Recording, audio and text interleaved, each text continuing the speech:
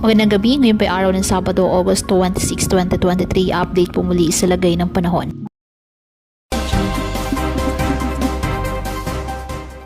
Patuloy ang paglakas ng bagyong Gureng habang kumikilos patimog sa bilis po na 10 km per hour. Sa ngayon, taglay ang lakas ng hangin na 155 km per hour at bugsong 190 km per hour. Mas maraming lugar ngayon ang nasa storm warning signal dulot po ng bagyo. Makakaranas ng mga maulang panahon na may paminsan-minsang malalakas na ulan ang malaking bahagi ng Calabarzon, Metro Manila at Central Luzon. Kabilang po ang mga lugar na nasa storm warning signal at magpapatuloy ang mga paulan po na yan hanggang po sa unang araw ng pasukan.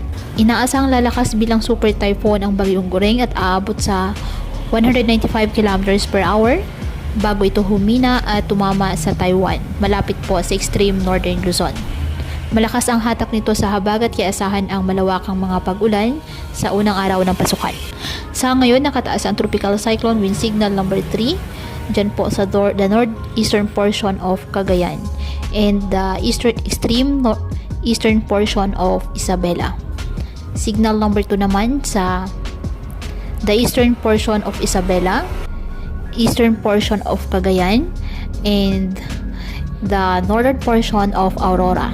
Habang signal number 1 sa Batanes, the rest of Cagayan kasama ng Babuyan Islands, northern and central portion of Aurora, Quirino, the rest of Isabela, Apayao, Nueva Vizcaya, Ifugao, Mountain Province, Kalinga, Abra, eastern portion of Ilocos Norte, Polillo Islands, eastern portion of Benguet, eastern portion of Nueva Ecija, and Calaguas Islands. Kaya pinapayuhan ng ating mga kababayan na may maingat at maging alerto po sa mga posibleng pagbaha at pagguho ng lupa at ugaliin na magdala palagi ng payong o kahit anumang panangga sa ulan sa tuwing lalabas ng ating mga tahanan.